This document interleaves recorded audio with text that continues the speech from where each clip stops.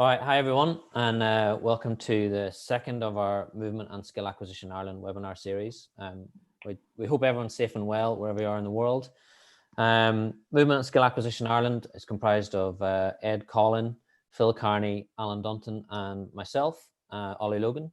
And originally we had planned to have our second conference in sunny Cork this time next week. However, we've all had to adapt to the dynamic environment, so we've decided to run a webinar series as a result. So we're really fortunate that a number of our speakers have agreed to do some of these webinars with us, and we've got a great response from the first one with Sarah Kelleher last week, and further response with the Keith offering up his time to do it this week as well. We're really keen to maintain a level of interaction during these webinars, and that's why we've chosen to limit to 100 people.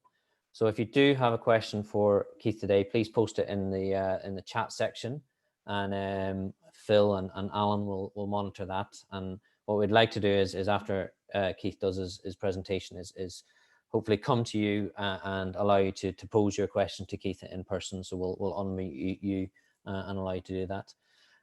Due to the demand, we're putting this on live stream out to YouTube today. So if you are watching on YouTube, then please do post any questions on the comments section on the live stream, and we'll monitor those and again try and post those to Keith after he presents.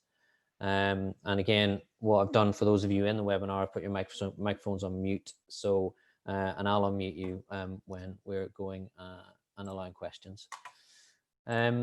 So in essence, it's again, a big thanks to Keith for doing this, and I'll hand over to Ed to introduce Keith, and then we'll start with this presentation.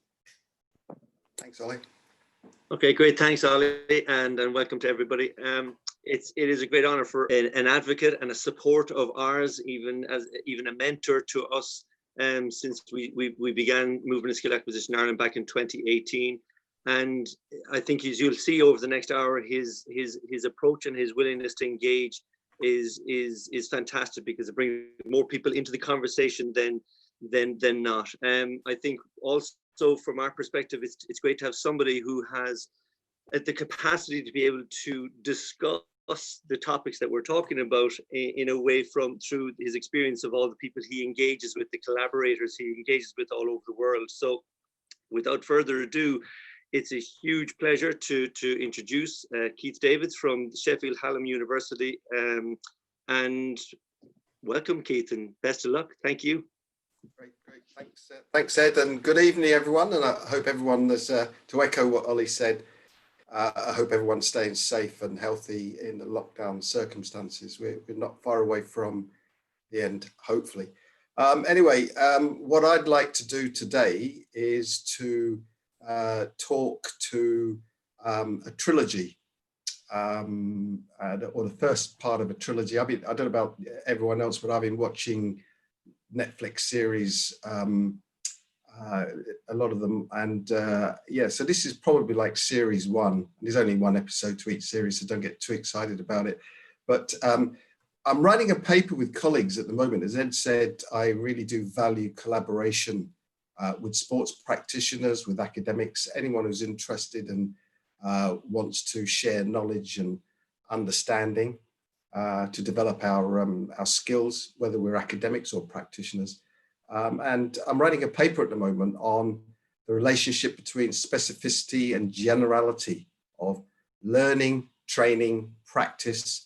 There's lots of different areas where specificity is a key principle of the work. And so, yeah, so this is really, if you like, the first part of it. And I'd be interested to hear what people think of it, the ideas, and if they want to make any comments, feel free to do so. So, Ollie, are you... Keith, just give it one more go. I think we managed to sort it. So try to share your screen there. Yeah, let's get the right one. And right, where am I now? Share screen. Get the right screen. There it is. How's that? Yeah, we've got that. Perfect. Yeah, everybody got that? Yeah. Okay. So what I'm talking about today is how we can use the balance between specificity and generality of practice to enrich athletic performance. That means through the development phases and in preparation for competition. I'm going to discuss some of the science behind it, the theory, and maybe point to a few problems and issues, and then talk about some practitioner work which may be pointing us in the right direction. So I'll be interested in hear any kind of ideas on practical application of this notion. So if I move, I'm trying to move my screen on. There we are. Now, one of the issues with applied science, Joe Baker and I wrote a paper in 2007 where we criticized this propensity of applied science researchers to get into dualist thinking. And essentially, what that means is a lot of concepts and ideas get pitted, framed as if they're a part of a debate. And there's a dualism that's going on. So for example, Joe and I in 2007, we were talking about this genes versus environment type of scenario, the idea that in order to become successful as an athlete, you either had to have the right genetic profile or was it a case of you having the right environmental context in order to succeed at the highest levels? And I don't want to go on about that too much today. That's for another part of the sort of trilogy. But essentially, the point I want to make is that specificity and generality of practice, training, learning has been an important principle in exercise science, in psychology, coaching, and everybody has understood it. But unfortunately, it's been framed as part of a debate. So here you've got several titles of research papers. And essentially, they've been framed, you can see where they've been framed as a debate. You can either have specificity or generality, and it's a case of trying to test which is better, rather than focus on understanding how they may complement each other. So certainly when I was trained as a phys ed specialist back in the 1970s, this was something that I was aware of. Now, it's not a case of saying here, what I'm not saying here is that there's something wrong with the specificity of practice principle, or there's something wrong with the generality of practice principle. I'm not saying that. What I'm saying is we need a different approach to it nowadays. And I think some contemporary pedagogical models of practice that help us to adopt a different perspective on the relationship between specificity and generality of practice. Okay, so you just want to just go on to presentation mode and then we can use the whole of the screen. Thanks. Yeah, so let's get that. Yeah, sorry about that. That's it. Is that it? Is that better? Yeah. Perfect. Good. As you can see here from an ecological dynamics rationale, the idea is, and I've spoken about this before, so I'm not going to spend too much time talking about it again, but the idea is that there is a continuum in which captures the information that's used to regulate action. So information regulating action is a key principle of ecological psychology as proposed by James Gibson. And it's actually, we propose it as a key principle of practice task design in sport. And what we've said is, and hope people can see my pointer arrow on the screen. What we've said is that essentially, down at one end, you have more specifying information, if you like. That's the gold standard for practice environment. So that, in other words, if you want to become good at springboard diving or at fast bowling in cricket, ice climbing, you have to experience practice and performance in those specific environments, because the information that you use to regulate your actions, it's specific to those environments. And what we said in ecological dynamics is that these environments have higher representative design, or they're higher in representative learning design, to paraphrase Egon Brunswick's work in ecological psychology. So this end here, practice environments, learning environments, training environments are more specific. And down at the other end of the continuum, they're more general because the information is non-specifying. In ecological terms, that means less useful. So for example, you've got some images here of people practicing dribbling against static cones that don't really reflect the information that an active defender poses. Or if you're batting against a cricket bowling machine, you're not getting the information that a fast bowler delivers up front. Now, under normal conditions, what we're saying is that it's better to spend more time down here at this end here for enhancing skills and to make sure that training and practice and learning is more effective. But somewhere along this continuum, each individual needs to be placed depending on their journey, where they are, depending on if they're really at the beginning of their journey as a learner, or if they're more advanced learners. Somewhere along here, they need to be placed. And we've also given caveats that if, for example, you can't get to a mountain or a boulder, a rock to practice climbing, then an indoor facility will help you to maintain your climbing skills at a more general level. Now, the interesting thing with this pandemic at the moment that we're all facing is that what we in the past have thought for elite athletes would be the cases of not spending too much time at the more general end. That is actually probably more functional at the moment because of the lockdown situation where footballers can't play together in a team in terms of the social distancing principle. Swimmers can't go into a pool, and so on and so on.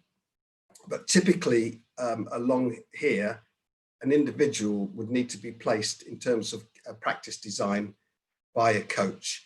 And that essentially means that the information is either highly specific or it's more general. So in a sense, this side of the continuum has a slightly negative press from the point of view of the learning curve, the rapidity of learning. But we need a more nuanced understanding to be being down this end here, as I say, because we don't want to frame this specificity generality thing as a debate, as a kind of a juxtaposed against each other. It's about understanding when an individual needs to be down at this end here and why, and when an individual needs to spend more time at this end here and why. So some examples then of practice tasks at different locations on that continuum. Here you've got springboard diving, actually practicing, people who are springboard divers practicing springboard diving. And here you've got the dry land facility where the task of springboard diving is broken up so that athletes in the Australian Olympic program, they can practice their hurdle step phase, the preparation phase, but obviously they won't land wrist first in the foam pit. They would land feet first there. But the idea being that they're really focusing on polishing and improving one aspect of that performance here, and then get more and more trials on the hurdle step. And as I mentioned before, there's this issue of climbing in the environment, mountains and ice falls compared to climbing indoors. And of course, in terms of fast bowling, if you're batting against fast bowlers, obviously this is a really highly demanding activity. And for example, Cricket Australia, they limit their young developing athletes to 36 deliveries per session. And if you're a batsman, you want to face fast bowling, but you're going to run out of people delivering the ball to you. It may be the case that you take advantage of batting against a ball projection machine. So this is more at the more specific end. In fact, all the top ideas, the examples are at the more specifying end of that continuum, and the bottom examples would be where the athlete would be moved down at the more general end of the continuum. And again, it's not a case of saying one is wrong, one is right. It's more about understanding why an athlete is located at one end of the continuum and not another end of the continuum, depending on their individual needs. Now, Interestingly, I've been doing a bit of background reading in Russian sports science, and here I've got to acknowledge the Ollie mentioned at the beginning, and Ed mentioned at the beginning about the collaborative work that goes on, and I've really got to acknowledge the influence of a United States, a US swim coach, Andrew Sheaf, who switched me on to this idea that the Russian sports scientists were a bit ahead of the game when it came to understanding, taking more of a nuanced approach between specificity and generality. And Andrew pointed me in the direction of some literature that helped me to understand more this idea of how we can take a complementary view of the relationship between specificity and generality of practice. And I'm going to refer to the work of Anatoly Bondarchuk as a specific example, but there are other sports scientists from the Russian era, including Nikolai Bernstein. I'll talk about his ideas later on, that also they contributed some good understanding to this relationship. So Bondarchuk, essentially he was focused on athletic throws, but he was interested in training, strength and conditioning training, but also skills training as well. And he identified two phases. He talked about a general preparation phase for performance, or GPP as he called it, and a specific preparation phase for performance. And you could tell by the title that one is more aimed at developing general athletic capabilities and capacities, and one is more focused on specialization in a particular sport. And what Bondarchuk noted, and this is just one example here, is he didn't frame it as a debate, as an either or, a versus scenario. He talked about the principle of unity, the need to understand that we need to look at generalize a GPP and SPP. And so it becomes a timing issue. When does an individual need to be focused on GPP, and how long for and why? And when does an individual need to be focused on specialized practice and training and learning, how long for and why? And he indeed, I only noticed this a few weeks ago, he indeed had a continuum of practice designs based on from the more general right the way through to more highly competitive, if you like, more representative competitive exercises or training programs. And some of you who know the athletic skills model continuum will notice that these Bondarchuk's continuum of practice designs and the athletic skills model continuum, they're quite well aligned. So Bondarchuk then, and this is information from his book that was translated into English in 2007. This is how he defined GPP, a means of all-round development of the individual. So in other words, this is really athletic enrichment.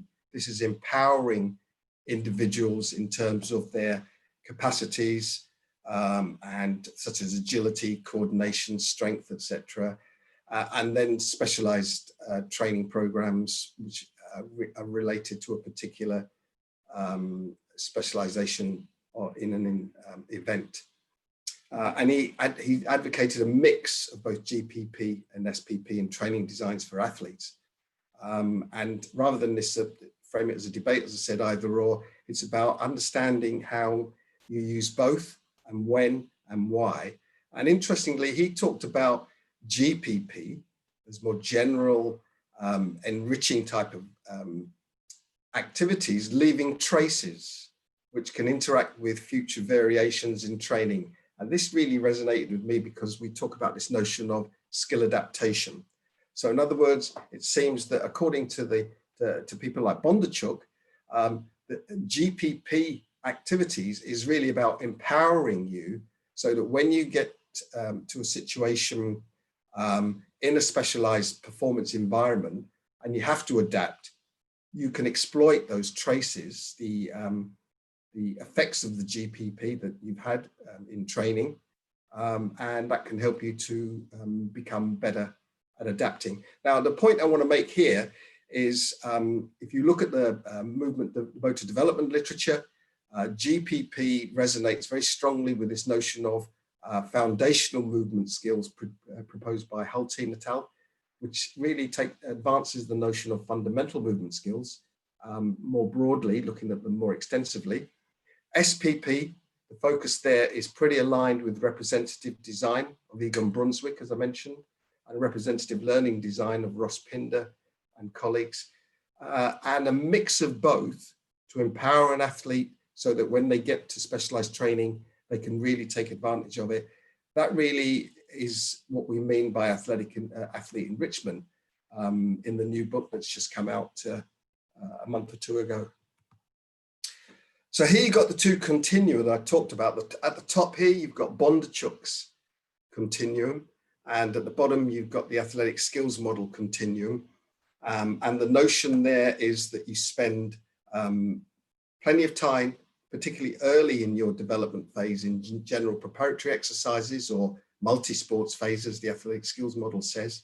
And then the athletic skills models proposes the value of donor sports. That means, for those of you who are not familiar with that concept, donor sports are sports that experience of which help you to become better in a target sport later on. Maybe this is what Bondarchuk meant by leaving traces.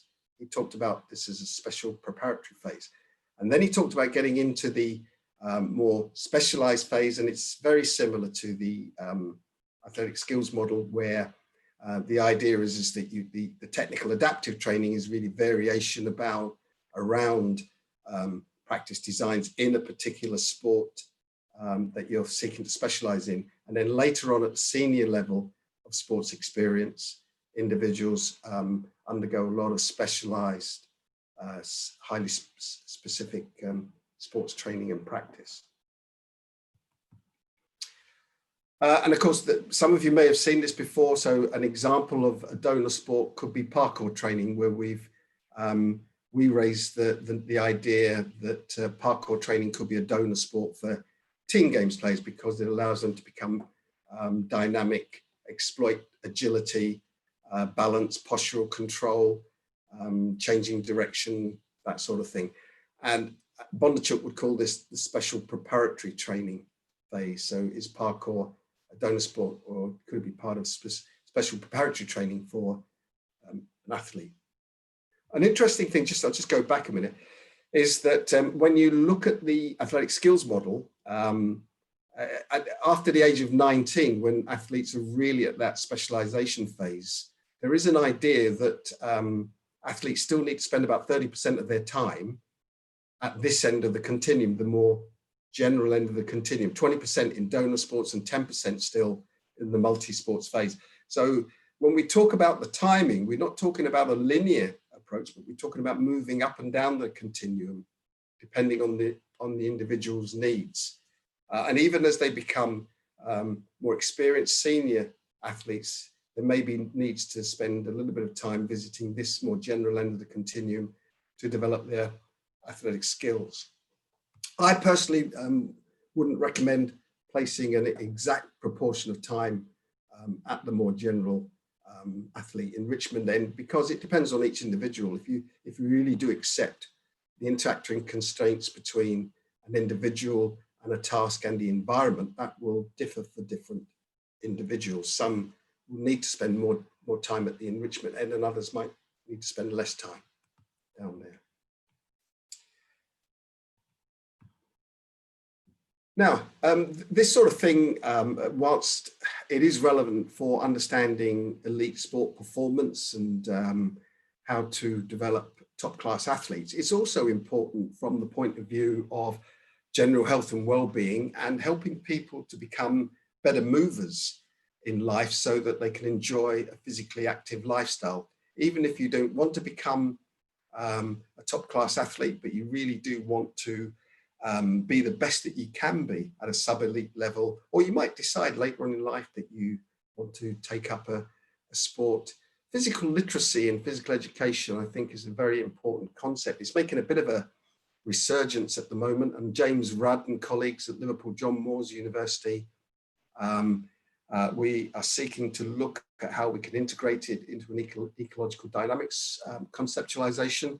And currently we're working on a paper with Marco Sullivan and Carl Woods, where we're looking at proposing how physical literacy in physical education can be integrated into an ecological dynamics rationale. So that would be really about how to start enriching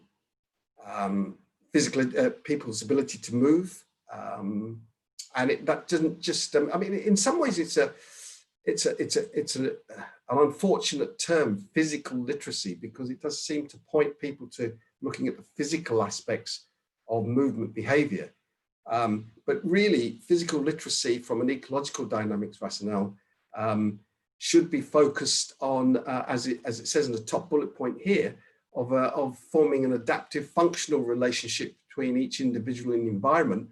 And that is actually focused on perceptual skills. If you are regulating your actions with information from the environment, you've got to be able to pick up and use information to regulate your actions. Your cognitive skills, your problem solving, your planning, your movement, reorganization, if you like. And of course, then there's the physical component as well that's quite important. So physical literacy is a very important aspect of this particular issue of specificity and generality of practice and training. So we're getting now into the. I just want to start to finish off by focusing on the mechanisms, if you like, about how enrichment might work and why. From an ecological dynamics rationale, really, there's several insights that you could draw upon, but I particularly want to draw attention to those of Nikolai Bernstein, who talked about the degrees of freedom problem. So he was the Russian scientist, as I mentioned before. He did a lot of his work in the 1930s, got translated into English in 1967. But Bernstein was really the first to draw our attention to the importance of coordination, focusing on coordination rather than motor control. And James Gibson, of course, as we know, really gave us a powerful means of understanding the concept of information. So information and coordination, essentially, for me, captures the relations between specificity and generality of practice. And elsewhere, Duarte Rojo and myself, we've talked about this notion that we should be, if we are focusing on a functional relationship between an individual and the environment, and rather than talking about skill acquisition, as if somehow you acquire a skill as an entity and you store that somewhere in the central nervous system, it's better to focus on skill adaptation, adapting to not only the environment, but the changes in your systems or subsystems from infancy right the way through to childhood. Now, these person-environment relationships change, and there's a whole host of reasons why they change. And interestingly, we've got a new one here. We've got a new constraint from an environmental perspective, which is that the relationship changes from the point of view of a pandemic, which alters the way that you can interact with your teammates, with your environment, with your context of performance. And there are still things you can do. There are still things you can do. And in some respects, we can learn from this current pandemic situation about how we cope with long-term illnesses and injuries for athletes, and even, of course, the effects of aging in athletes. I've been reading a paper by Karen Adolph and Justine Hock. I think it's a great paper. It's worth a look at here. The reference is down here. And they pointed out, they do a great review of literature in motor development from an ecological perspective. And they pointed out that perceiving an affordance in one context does not directly transfer to another context. The idea being that, for example, if you're an infant and you perceive an affordance when you're at the stage of sitting upright for the first time, or you're crawling, an affordance for an infant who's at stage, or the same infant at the stage of standing and walking, is not exactly the same. The process of perceiving affordances, picking up information and regulate your action, that's the same, but the affordances are not the same.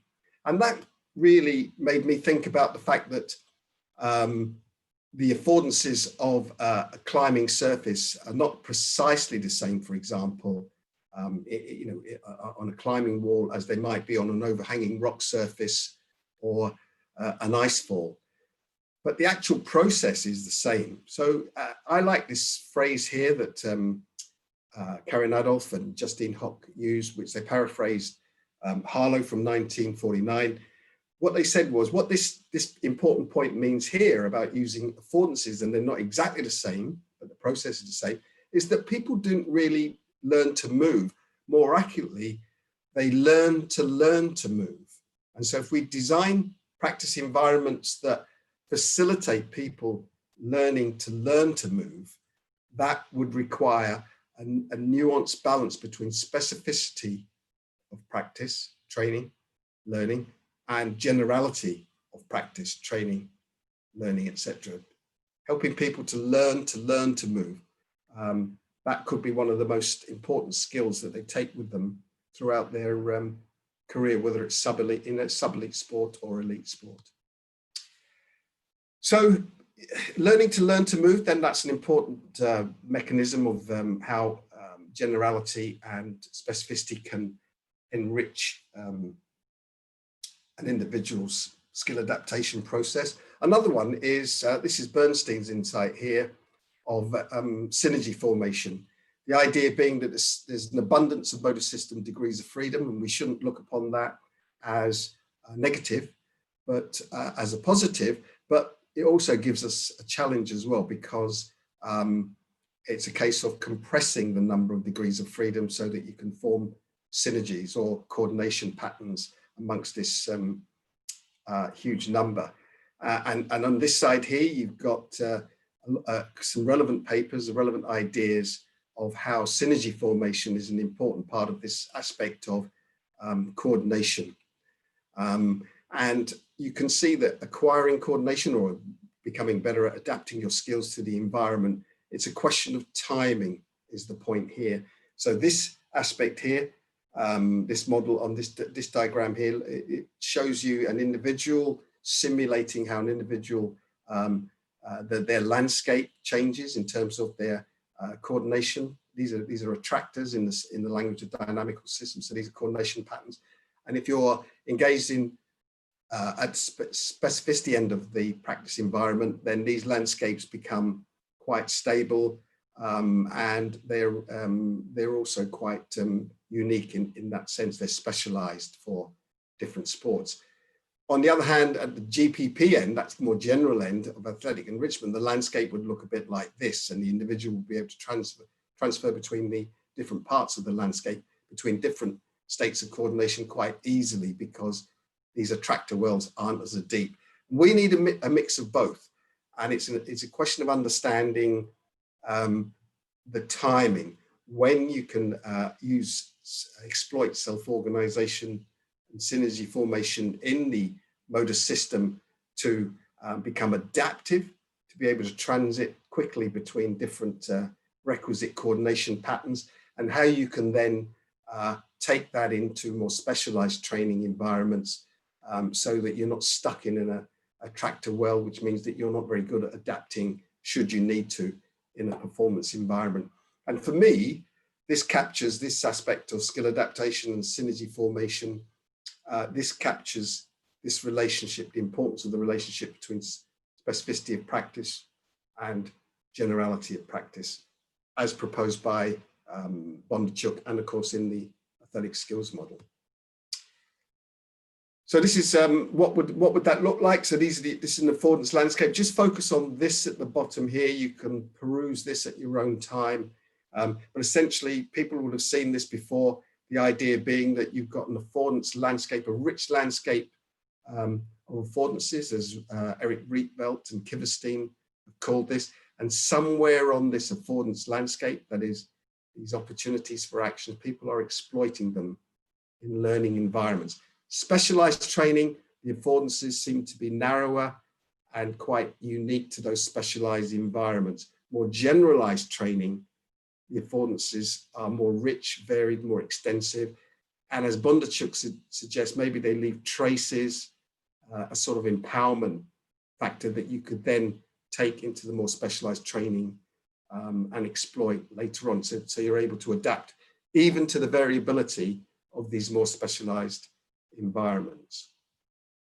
So bringing it to a close, what I would say is, regardless of whether you're at the specific end of the continuum of affordances and information to regulate actions, or the more general end, you still need a particular approach to coaching, to pedagogical design, which elsewhere I've talked about safe uncertainty, the notion that we need to make sure that environments are not too certain for individuals, that there is a bit of uncertainty there, but they're safe. Individual athletes are safe to explore them and to work out solutions for themselves. So this is where you get the repetition without repetition that Nikolai Bernstein talked about. That is, that athletes repeat problem solving rather than repeat or rehearse a specific movement pattern. This is where you get the dexterity that's encouraged, that mix of general and specificity of training, where they can take risks, where they can self-regulate, they can explore, they can innovate, if you like, all guided by the coach. And that's regardless of which end of that continuum you're at. I would suggest that still this is the pedagogical approach that would facilitate that linkage between specificity and generality that's needed in athletic enrichment. So Ed, Ollie, I'll stop there and we can open it out for comment, discussion, or anything like that. Keith, that's great. Thank you very much for that. What I'll do is I'll hand over to Alan and Phil, who are managing the questions. Some great questions have come in on the comments on both Zoom here and also on YouTube. So Phil, do you want to start first in terms of the comments that are on Zoom?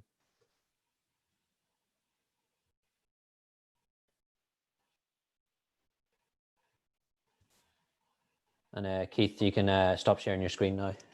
That would be great. Okay, Thank you. great.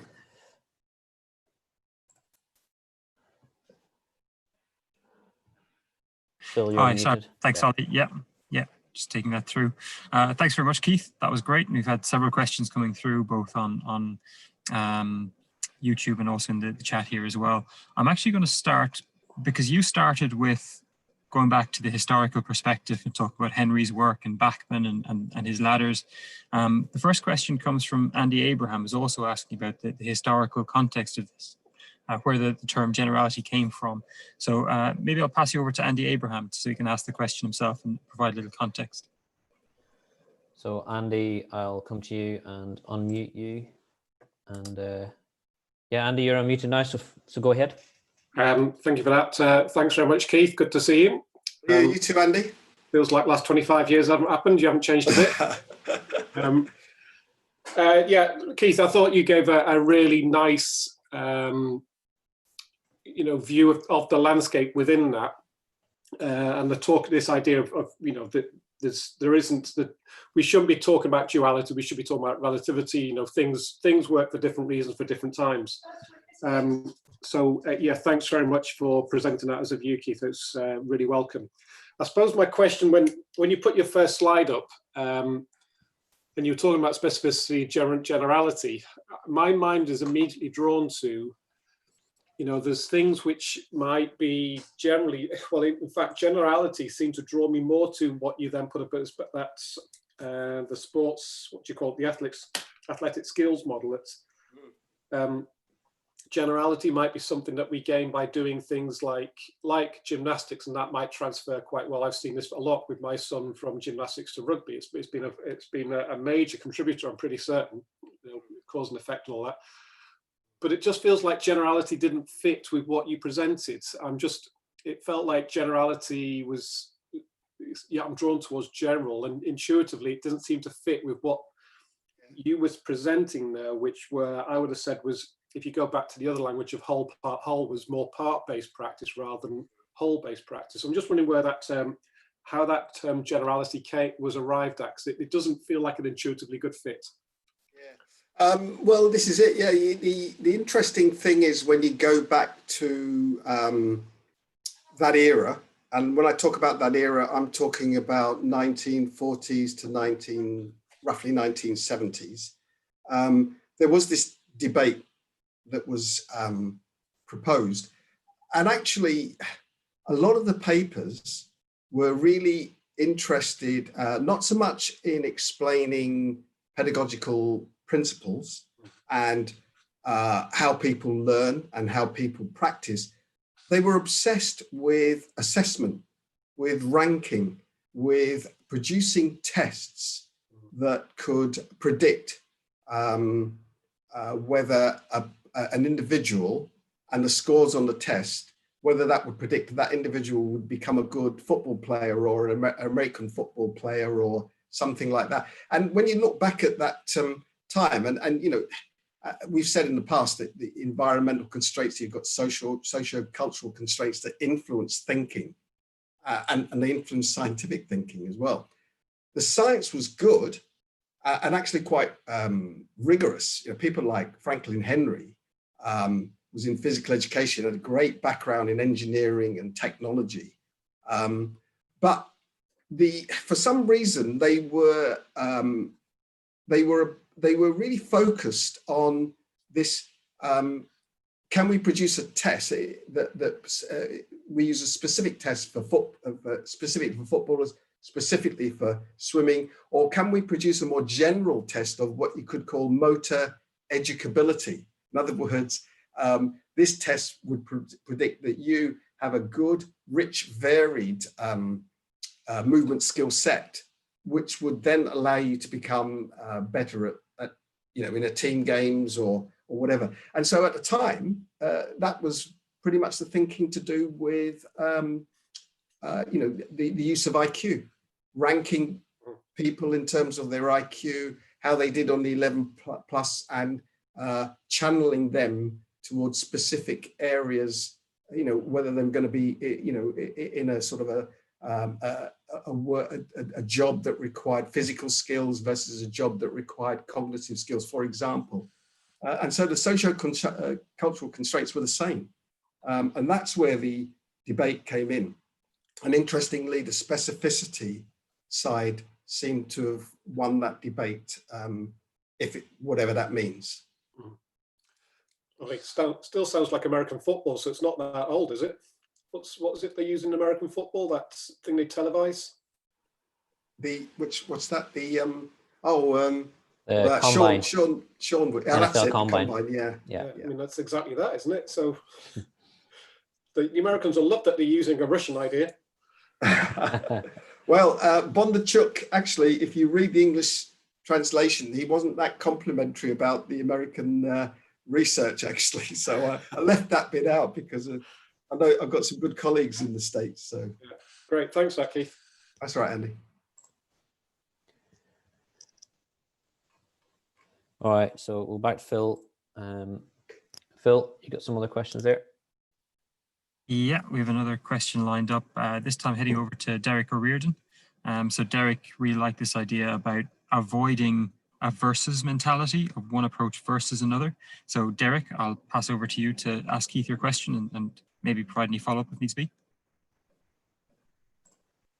Okay, Derek, you're unmuted. Go ahead, please. Yeah, thanks. It was just more of a question for me, because my hesitance is always to be in one camp or the other.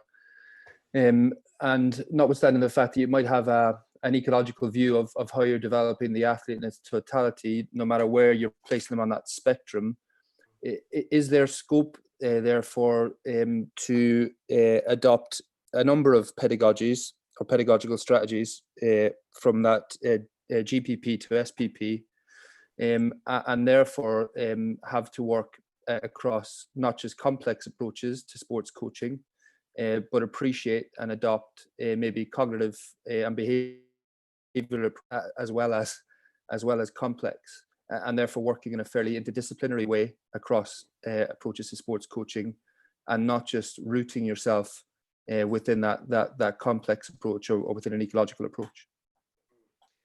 Very, very good question, Derek, and actually requires a really complex answer, and I don't want to get into a really complex answer, but essentially my answer would be that the ecological dynamics rationale also does discuss cognitive, the cognitive subsystems, the functioning of cognitive subsystems.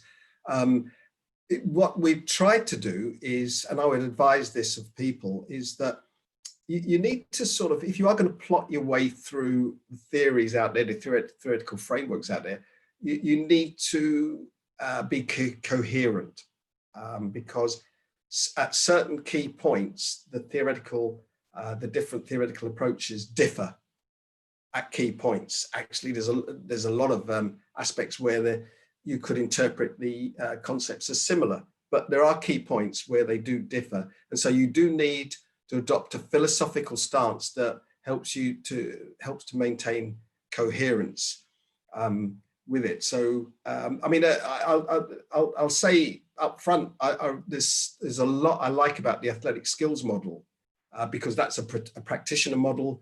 It was developed by René Vermaat, who works for the Dutch Football Federation. He's a skill acquisition and strength and conditioning coach. He developed that academy at Ajax, did fantastic work as a practitioner. Some of the approach, the theoretical explanation that René takes, I'm not fully in agreement with. But who am I to question then that, you know, the sort of application of that, because Ajax has produced so many top class footballers, the Dutch have done so well at the world level in football, you know, that it would be really churlish of me to say, no, you know, you've got that bit wrong, you've got that bit wrong, etc. I would take a different interpretation of it, theoretically, and I would just say that if you do plot your way through, you just need to be aware of the distinctions between the different approaches so that at least you're coherent if you were to explain it to somebody.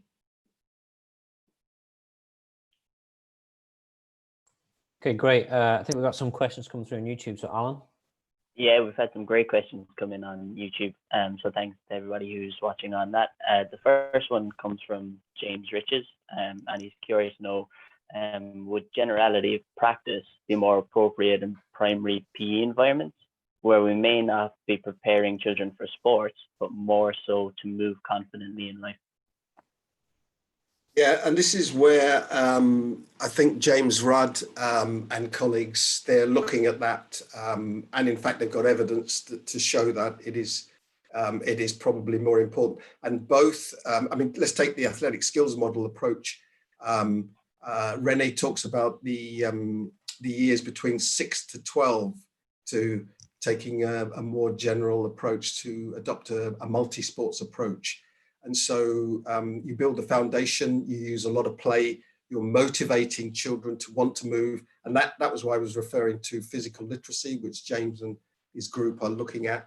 And that fits well with an ecological dynamics rationale, because the idea is that you produce this foundation which supports you so that when you go to specialize, not only have you got physical aspects of movement, but you're also used to the perceptual side of things, searching for information, scanning, etc., exploring the environment, using information to regulate action, using action to pick up information, plus the cognitive problem-solving side as well, that you are using those in a really functional way.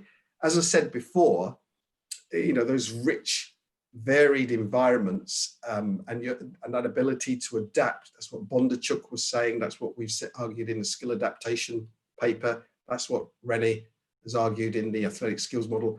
That ability to adapt and exploit, form new synergies and reform synergies, etc.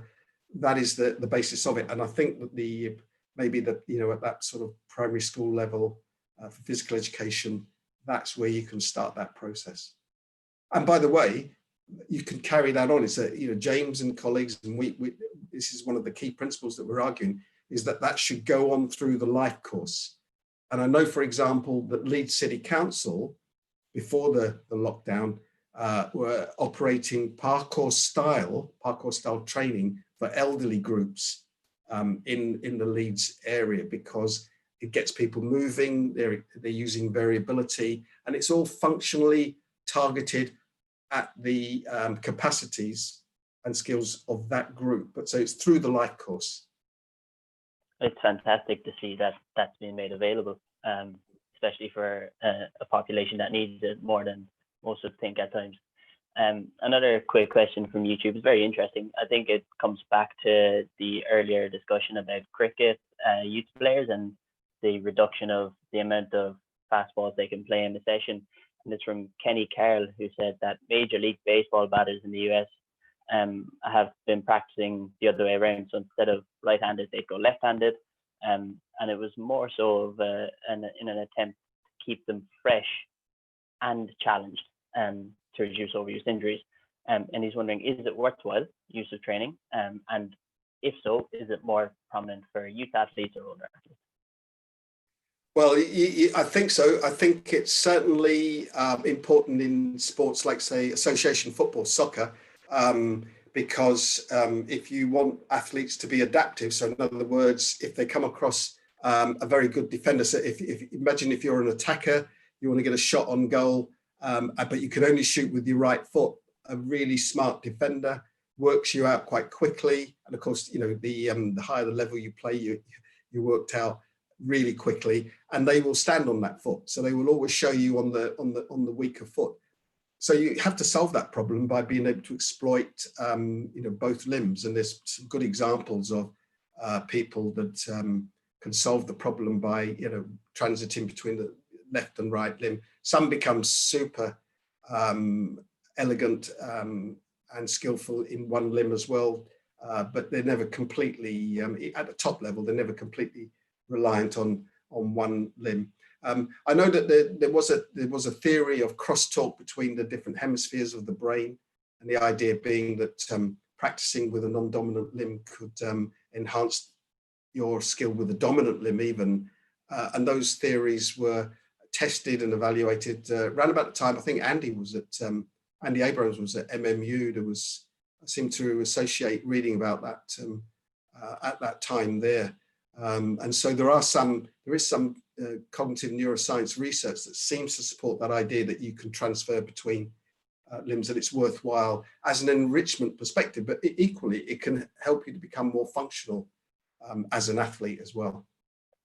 I've also seen research that looks at a strength perspective in that aspect, where if you've got an injured limb, you continue to train the other limb, you may get a cross limb effect, which is quite interesting to see that research is being done. Another question from YouTube from Sarah Keller, who we had as our first webinar host last week. She was fantastic.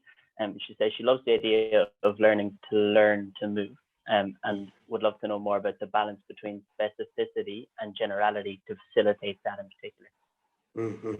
Yeah, I really like that concept. And during the week, I had a chat with a colleague and a coach actually in a high performance sport.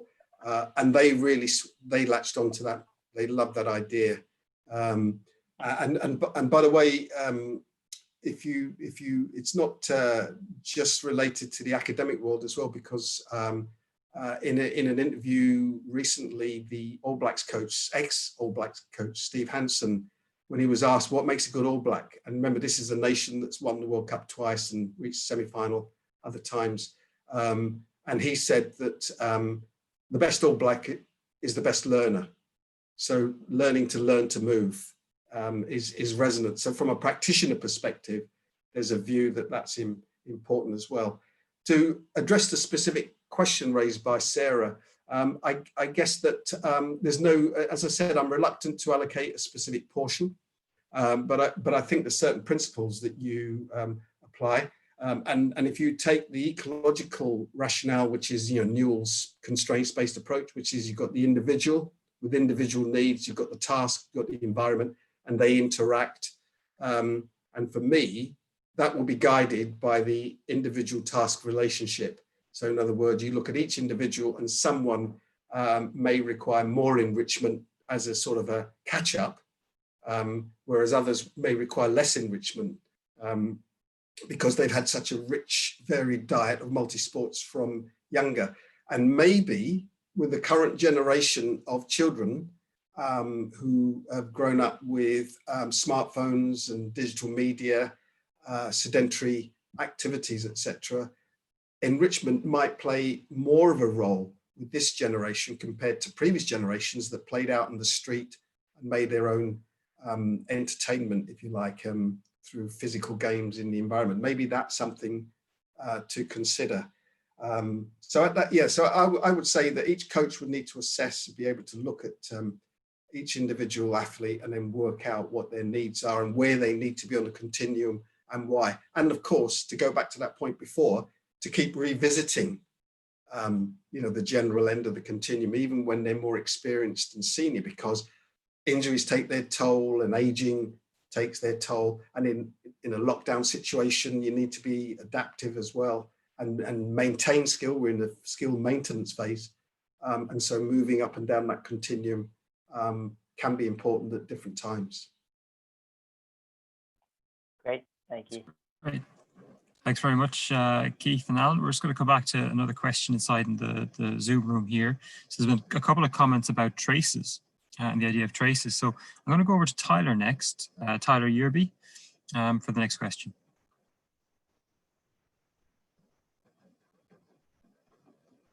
Tyler, you're unmuted now, so go ahead.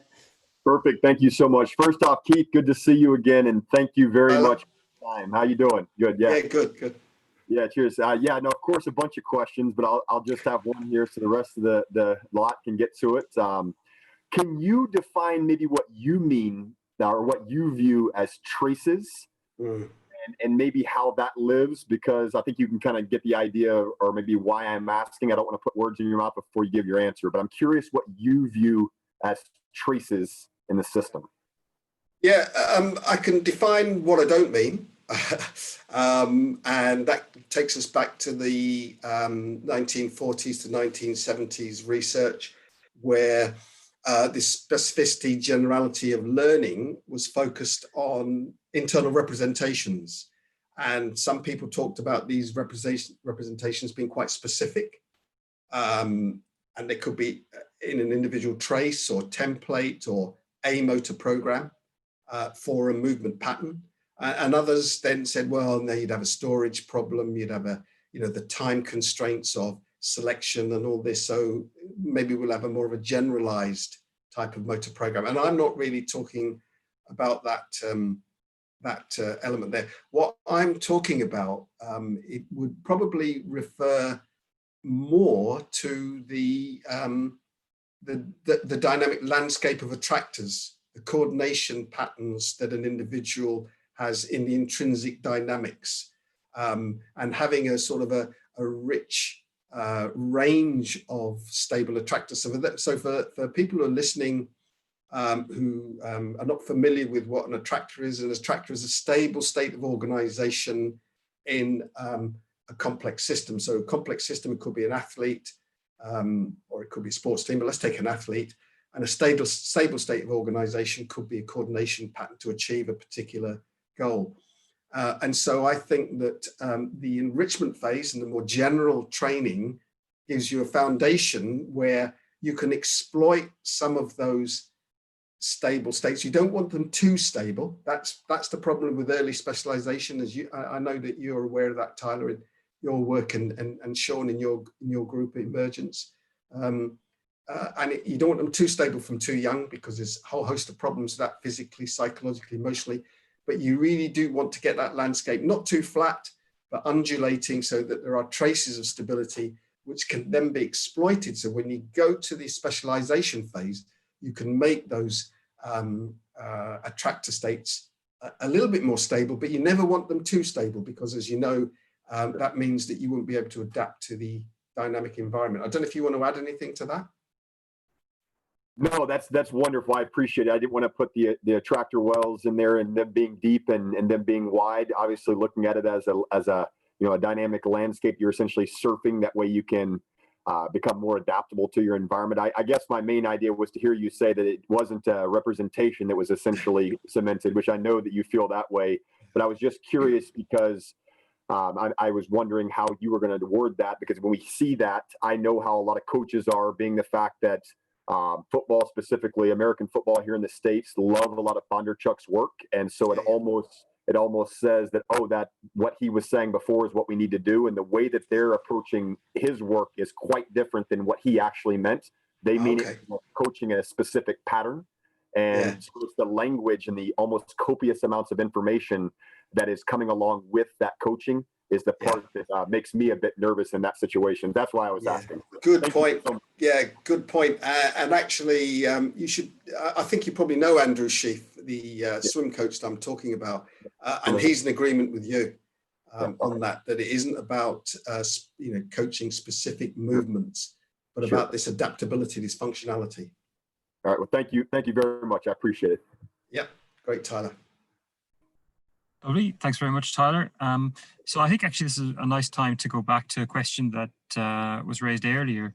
If we're trying to get more coaches to adopt this, then the language that we use is really important. So Russell has a question about the language that we're using when we're talking about this.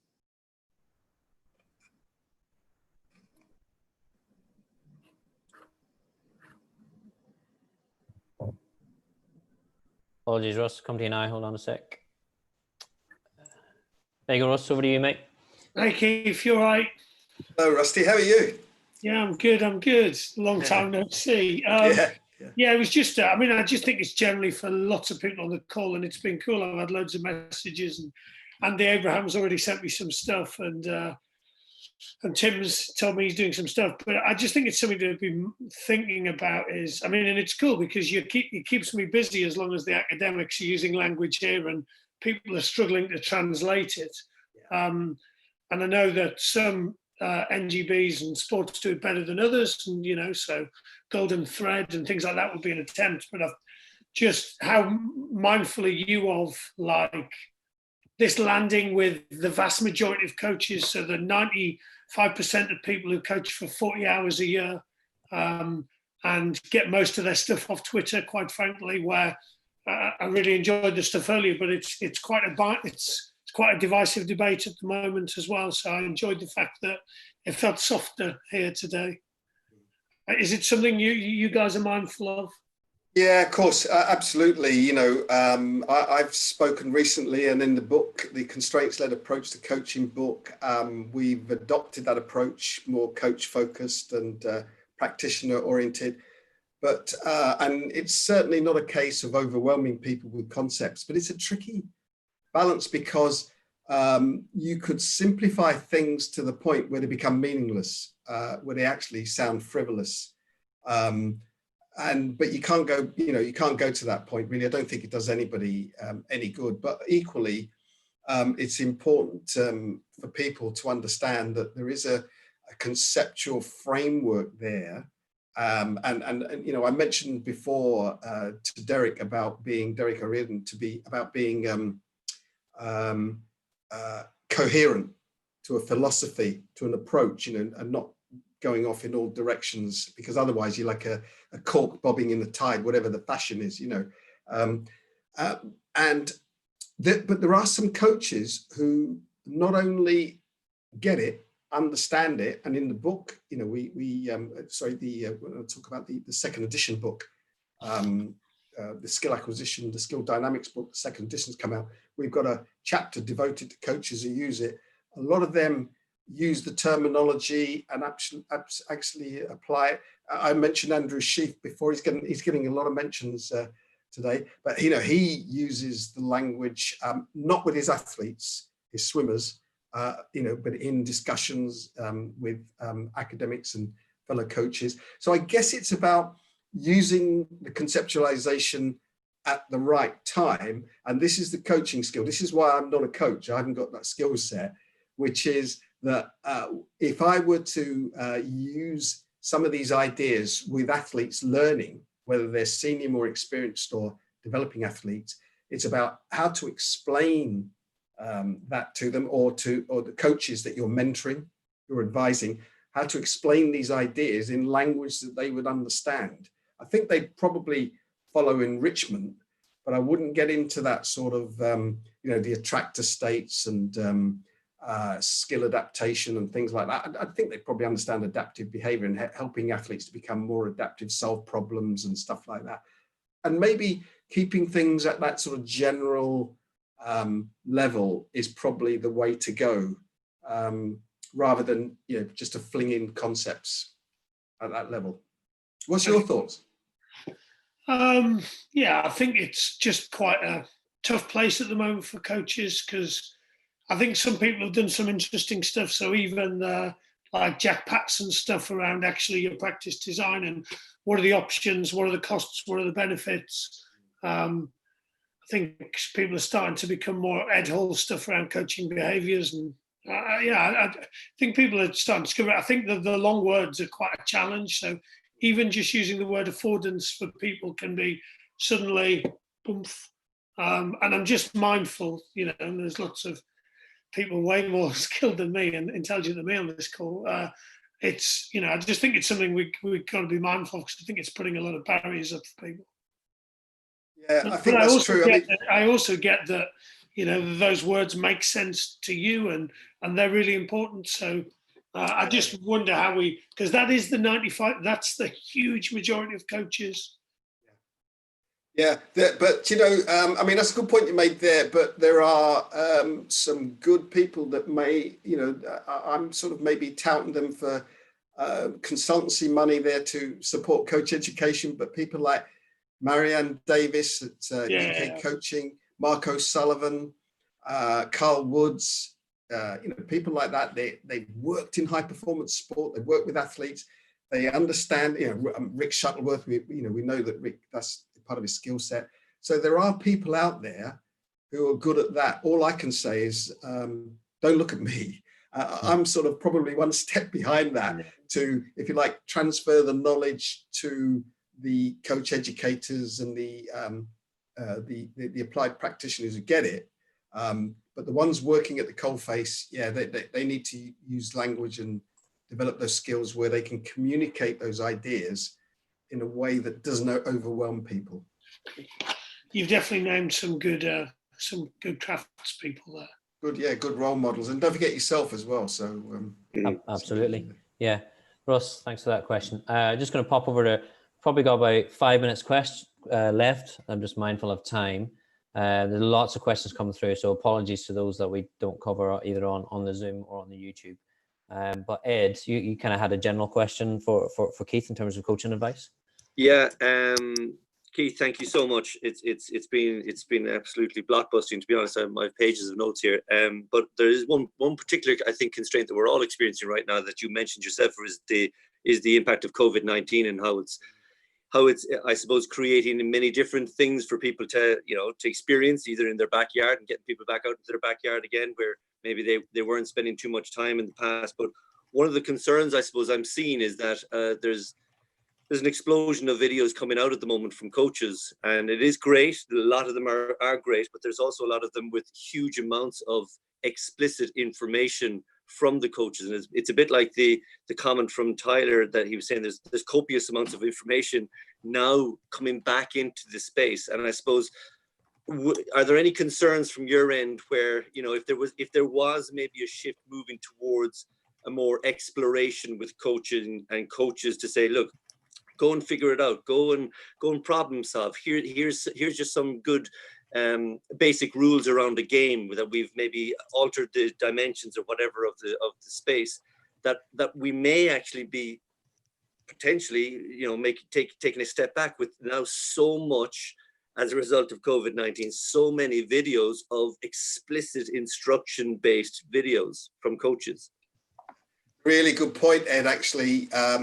And I mentioned before about this sort of trilogy that I've got, this sort of Netflix series that I'm, my personal Netflix series that's not on Netflix at all, that's coming up in the next month or so.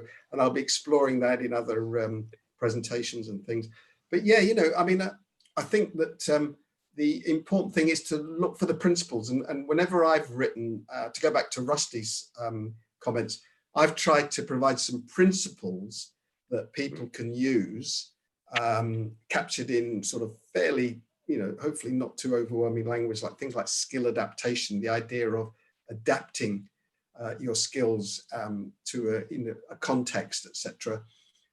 Things like that. Affordances, they're opportunities or invitations for action. They invite certain behaviors of people. Those sorts of principles you can use to design your learning environments. And I still think that regardless of the situation that you're in, the socio-cultural constraints, etc., those principles still apply. Whether you're at the highly prescriptive end of that coaching continuum or exploratory end, the same principles apply. So even if you were working with an athlete and you wanted to use verbal information, it's about practice is, from an ecological dynamics perspective, is always search. Practice is search. And so the verbal is not telling you what solution you got, but it's about guiding you to a part of the landscape to search. That's all it is. You're using it like that. So that sort of principle can help you there, even in using the most fundamental of coaching behaviors. And the theoretical framework captures those ideas. An interesting point about the pandemic as like an immense social cultural constraint, and I'm not trying to downplay its influence on ordinary people's lives, and it's absolutely horrific.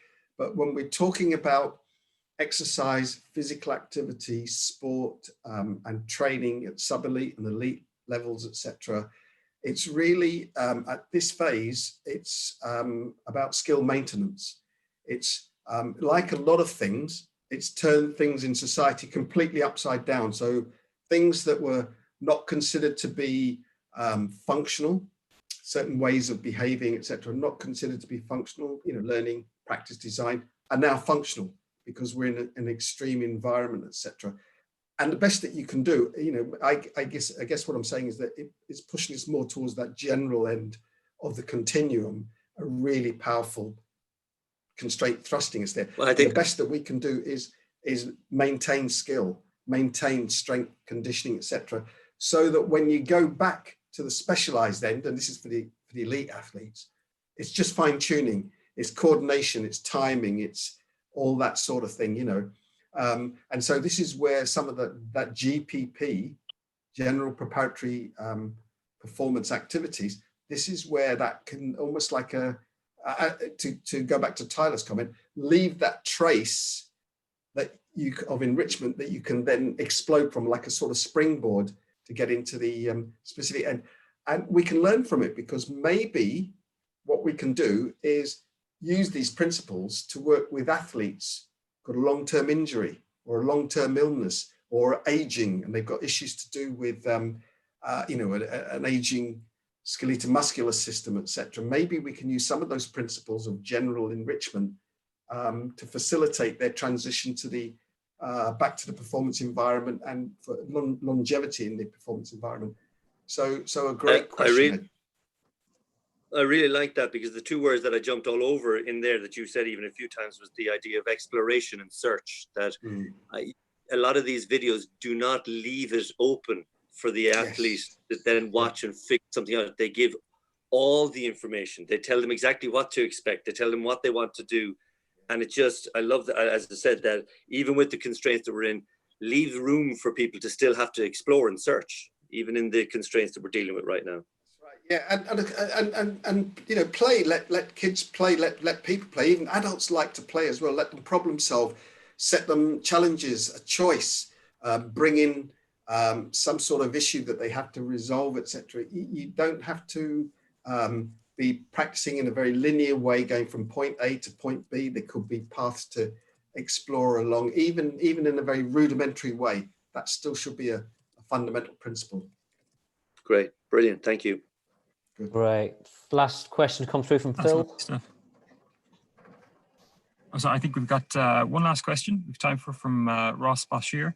And Ross is talking about quite a specific problem, which I think is a nice way to close it up. So over to you, Ross. Ross, you're unmuted. Hi there. Can you hear us, guys? Yeah. Ross, sorry about that. Thanks, Keith. I'll just slightly change my question that I put in earlier, because I'm very aware you said about not being a practitioner yourself, but just in terms of looking at what you talked about with generality, moving to the specifics, would you advocate the use of donor and multi-sports in the warm-up and early in session if they're going to provide affordances that would link to your session intent? Yeah, it's great point. I think donor and multi-sports play multiple roles across different timescales. So you're talking about the timescale of the warm-up before a particular competitive environment, and to get you into a ballpark area. You know, I guess it's, if you like, it's a sort of enrichment where you can spring straight into action quite quickly. But, you know, over a longer time scale, with developing athletes, you can use donor and multi-sports to be learning and gaining those skills, which they can then use to specialize. Because don't forget, at that age, actually, we're not sure what's a donor sport and what's a specialist sport for a young child learning. Because, you know, when I talked to Rene about this, I said to him, you know, you take this approach, and there's a bit of a danger that a kid in a football academy like Ajax might go, do you know what, I really enjoy sprinting, or I want to be, you know, I want to play basketball or something else. I really enjoy that side of thing. And he said, that's fine. He said, that's fine, as long as they are being the best that they can be. And so we've got to, I think your question is really fundamental, because it suggests that the donor sports, multi-sports experience can be used at different timescales as warm-up, obviously for conditioning as well, and also as development, for developing an athlete across different timescales, and across the life course as well. So you can revisit that when you're older, you know, to make sure that you're still functionally moving in a good way when you go back to your specific environment. So I guess the fundamental point I'd say there would be that your question is relevant across different timescales. Okay, thanks for that. Cheers. Okay, Ross. Yeah, good question. Great. Keith, unsurprisingly, we've had far more questions than we have time for. So unfortunately, I'm just conscious of time. So what we'll do is we'll wrap up now. But maybe there's opportunity to send some of the questions that have come through to you, just so you can get a flavour of them. So Keith, just a huge thank you for your time, for really stimulating presentation and discussion. And I'm sure everyone would agree it was really interesting. So it's great having you on here this evening. So really appreciate that. Yeah, great. And just a final comment there, you know, after what you said as well, and you and Ed, I mean, and Alan and Phil, you're doing a great job. You know, MSAI in Cork is really wonderful. It runs, you know, every other year to Kiscalio, and it's got that sort of atmosphere, interactive atmosphere. And yeah, just keep up the good work, guys. I think it's just absolutely fantastic. So thanks for inviting me. Thanks, Keith. And thanks to everyone for tuning in the webinar and on YouTube Live. Everybody can keep up to date with future webinar announcements on our Twitter page, which is @MSA Ireland. And we do have some great guests lined up, so keep an eye on Twitter. Also, any feedback, please can you send that through? It'd be great to hear from you about ideas or thoughts on the webinars, or thoughts you might have for future webinars. A recording of this webinar and previous recordings will also be available on YouTube. And also on our YouTube channel are keynote speaker recordings from our 2018 conference. So please check that out. So hopefully everybody has a great weekend. Thanks for tuning in, and we'll see you all again soon. Bye, everyone.